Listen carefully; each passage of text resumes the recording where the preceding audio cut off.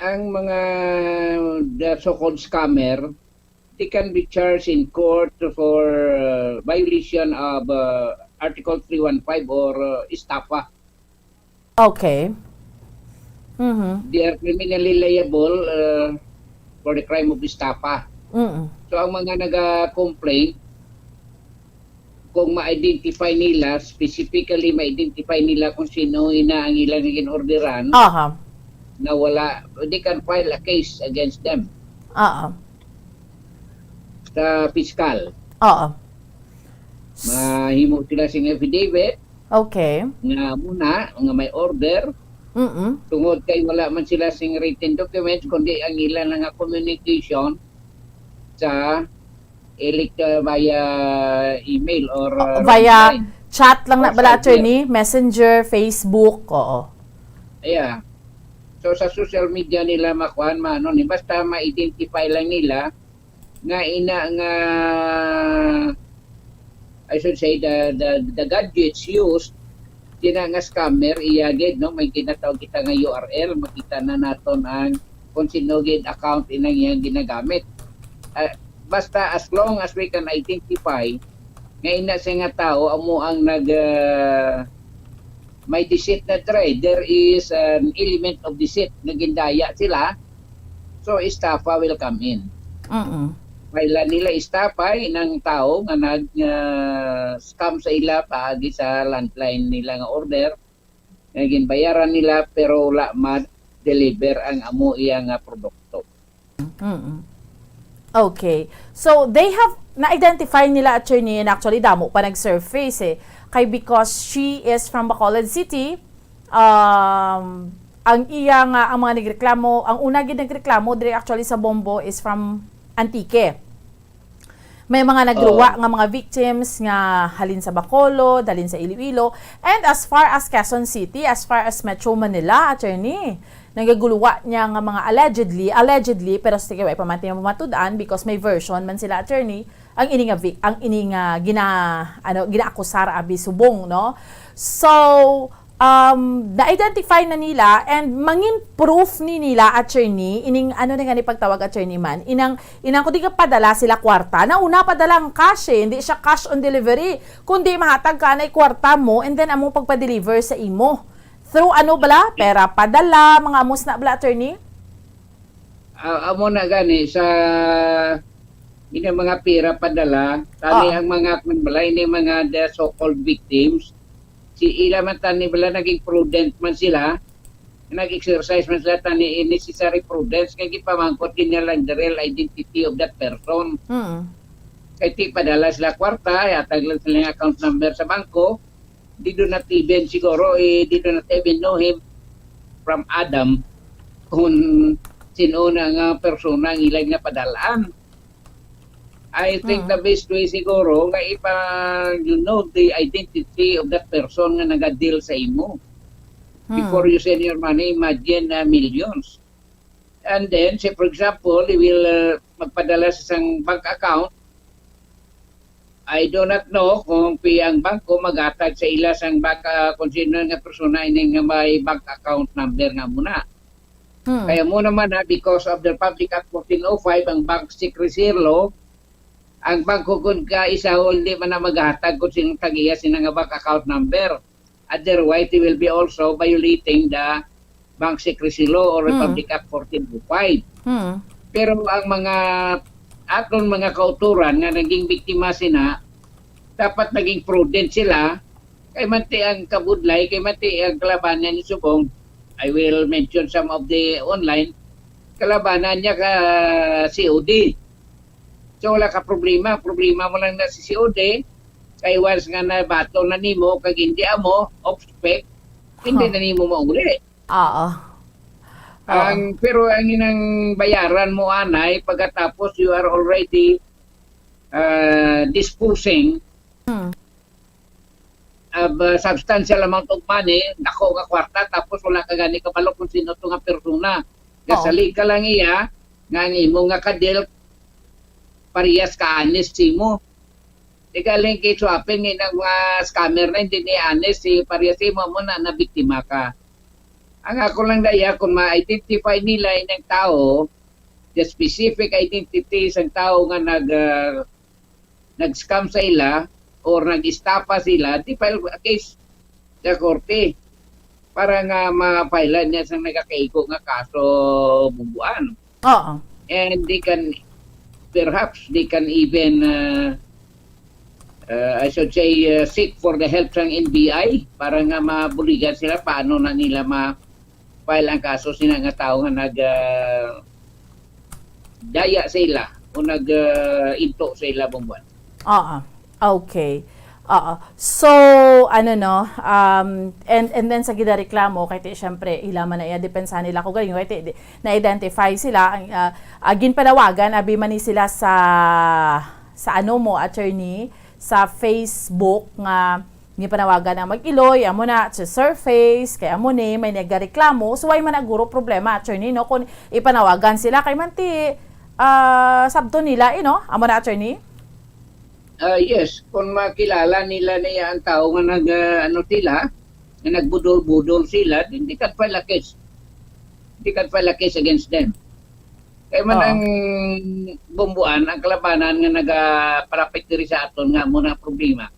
Video na TV no kung sino nagtao, kaya ang ila pagid nga ang tag-iya kuno, hindi nila makilala kaya they are just dealing with another person. Ting another person, kung nila na nga palapitan, masiling naman parehas lang ta na biktima, mas dako pagani ang nabiktima sa akon kaysa imo. So, I with ining mga tao is in a quandary. Pero siling na kon, ang inyo mo, inang nagbiktima sa inyo, kung magsiling man siya nga mas dako pa ang nabiktima sa iya, nga kwarta sa iya, akusar mo kaya sila na ang nag-deal sa imo. Sila na filean mo kaso. Ang problema lang that he has enough amount nga para ibayad si mo para makarecover ka sang dubla si mo nga kwarta. Amo na kalabanan ang ginarason dira sa aton sa naton mga kauturan nga nabiktima. Kay ila kuno sukton atong tao nga nagdeal sa ila masiling ati hindi man akon nabiktima man ako mas dako pa nga akon nabiktima kaysa kaysa kaysa imo gani parehas lang ta nabiktima. Pero ako niya nga nga ako niya nga rekomendasyon, paili sing istapa ng tao, iya nga nagbiktima si mo, kaysa nagpasalig, nga kwan mo nga, ang iya nga legitimate ang iya nga pagtransaksyon sa imo bumbuan. Amo gani man, no, kay kadamo-damo, gid sa ilaya attorney nag-surface, no, amo ning budlay. And then, sa mga, ni gani pagtawag attorney, sa sining mga nagreklamo kay ti ilaya in good faith man mo siguro ang trust bala nila nga ginatawag man bala attorney ara na kay ti tungod nga hindi man lang niguro isa ka transaction because she is an online seller so ara na ang trust so wala man sila naglaom nga maski 90,000 nang ipadala maski 100,000 na maski 500,000 di bala ang style na nila bumbuan pakadton ka nay gamay order ka bayad ka, deliveran kanila. Kung magamat-amat na dako ng imo pan, ang imo, sige pa na sila yapon until na magdako ng imo nga nga padala sila din, hindi na nila kapag deliveran sa imo gin-order. Amo nang ilang nga scam. But then, ang aton nga mga nabiktima na, hindi ka na always find a remedy basta nga kilala nila personal ng tao, kaya makapile din sila sing kaso against na siya for the crime of estafa bumbuan. Okay. Sige. Amo gani attorney, no? So, meaning, ang estafa, attorney, ano naman? Ang like kung mapamatud-an ka, mangin guilty kasi na, anong matabo? Akong siya, kung convicted siya sa estafa, mapriso siya ang priso sila depende na sa kadako sa kantidad nga nakwan nga na istapan niya sa biktima. Kamtang nagadako ang ang kantidad nagalawig ang sentensya sa iya bumbuan. Gani man, no?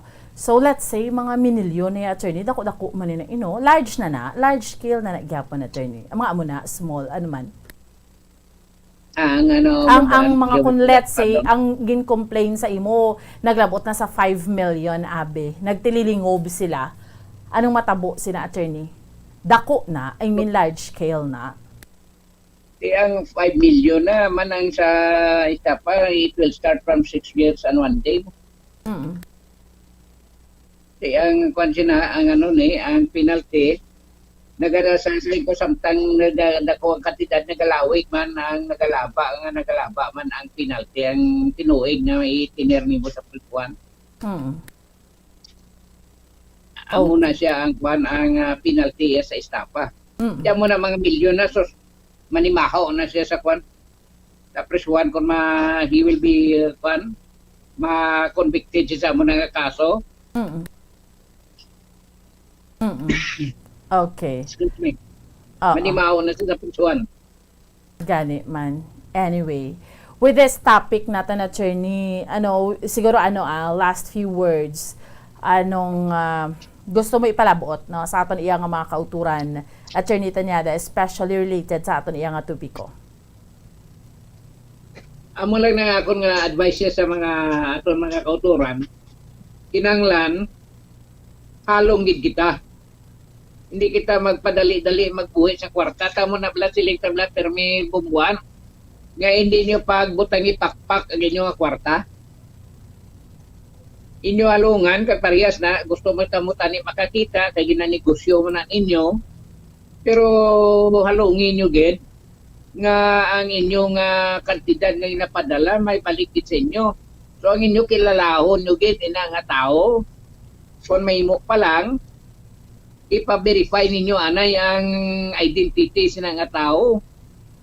Kung kung korporasyon na siya, kung naga-exister na nga mga ngalan ginadala nila sa inyo. Kahit ikabudlay na kayo na pangitaon niya karon bisan si Superman na guro hindi na makakita siya kung lain niyang account na ginadalaya kag wala mo gani na makita ang itsura niya nga nagadil si mo kayo usually nagka-chat-chat lang na sila wala na sila ting itsura nga nakita mo. Amo gani, amo pagid. Amo ning budlay attorney no. Amo na blang hambal mo gani permi nga do sa mga bagay-bagay sa propiedad or sa mga amo ni may kwarta nga mga involved amo ni online order trust no one gid ya dapat attorney no. Yes, babudlay na yan yung prepaid yung order. Ina lang i-pay mo, cashan mo siya, tapos abot order mo, i-cash to, mo na lang di ba? Kung amo na it involves million, nga hindi mo siya pag-iluparon sa Manila. Kasi pila man lang magasto nimo sa million sa imo ginapadala dito, nga hindi ka na matlupat yung pangitao ng tao na kag i-verify kung sino na siya. Oh. Okay. Ito may mga scammer man doon sa aton. Dari man lang gali, abi nila, masilis lang sa Manila. Kaya mga kwangali na. Mga mga dari man lang sa aton, ang scam man lang. Iban gani, nibor man lang scam nila bubuan. Amo gani. All right. So, with this, Attorney Tanyada, sir, thank you so much for your time, Attorney. Yes, Bumbuan, kag madamo mga salamat sa atong mga tagpalampi, sa kay Vice Mayor Incoy, sa kay Mr. Red Figueroa, sa kay Mr. and Mrs. Kusay, sa Carlota, may ngapon. Ang inyong abogado sa kanginan, Attorney Marvin Tanyada, nagasiling. Good afternoon and God bless. Basta Radio. Bombo. Okay, sige, salamat gid sa aton iyang abogado sa kahanginan si Attorney Marvin Tanyada. May audio sa FB Live Bomboan. Ma'am Christina, welcome. Salamat no sa mga kauturan naton nga nag-upod sa aton subong nga Domingo. Thank you so much. Ang pinaka bottom line, hindi na kita manunto sa aton isig kapareho, no? Sa mga naga-online nga ni, no? And lesson learned naman. Siguro ay ni natabo may version man niya ang gina-complain, ang mga complainant so atubangon niya. Basta importante hindi na lang gikita ang padala cash ta nga wala pakaabot ang product bombolito no mo na lang gid na Hindi ka mo mag-advance, maski ginkuha niya pa ng kwao niya pa una, abing trust mo, and then later on, padala mong cash mo, kaya mo na yun, no? Hindi na lang gid magsalig. Para likaw na lang gid. Kaya kuisa, di ba, ang mga nagka-seller, gini ka pa yun yadi, lang man mo, napasa mo pa ning matabo. No? Anyway, so ay nakita iya mga kabi naman nabilin nga tiyempo. Standby na ha sa pagpangalagad sa bombo ni sa aton iya sa subong yang hapon sa pagpangalagad sa bombo medico. May kaupod ninyo si Bombo Ziliani Zil Minardo. Sige hapon. Ako ang inyo alagad Bombo Ansindol Sorilia para sa pambansang radyo ng Pilipinas. Consistent overall. Number 1 sa Bacolod. Basta Radyo! Bombo! Bombo Radio Bacolod. Number 1! Paradyo Bombo!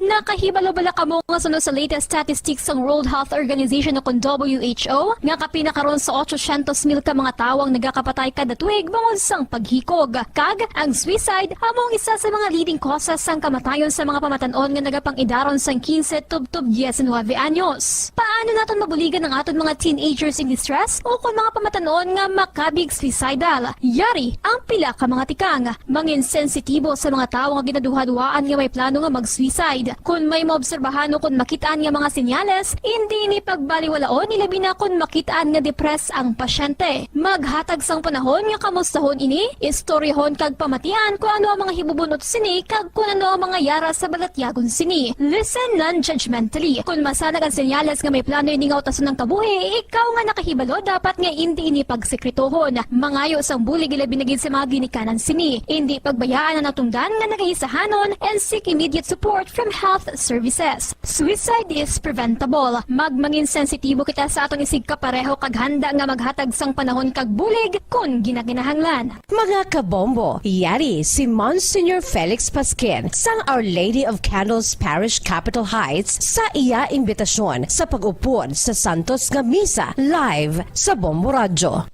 Sa aton mga kabombo, tungod sang pandemic COVID-19, ang aton nga mga tumuluo, labi na gid ang mga senior citizens kag ang mga kabataan nga alangon pa.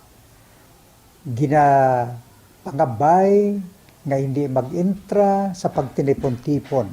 Kag isa na dira amo ang pagkadto naton sa simbahan sa pagsimba. Apang kamo makasimba gihapon, makapasalamat ka makadayaw sa Dios, makapangamuyo. Pinaagi sa aton Santos nga Misa online sa Bombo Radio Bacolod. Nga aton ginahiwat kada alas 6:30 sang aga. Ini sa liwat ang inyo alagad, Monsignor Felix P. Pasquin, nga padayon nga nagaagda sa inyo. Sa pag-upod sa aton Santos nga Misa sa online sa Bombo Radio, kada Domingo alas 6:30 sing aga. Madamo gid nga salamat. Ang pagbinuligay sa tiun sang pandemya, tuman ka-importante. Apang antes kita makabulig sa iban, unahon naton anay atipan ng aton tagsa kakaugalingon. You cannot take care of others if you do not take care of yourself. Base sa World Health Organization o WHO, nasa tiun karon sang pandemya,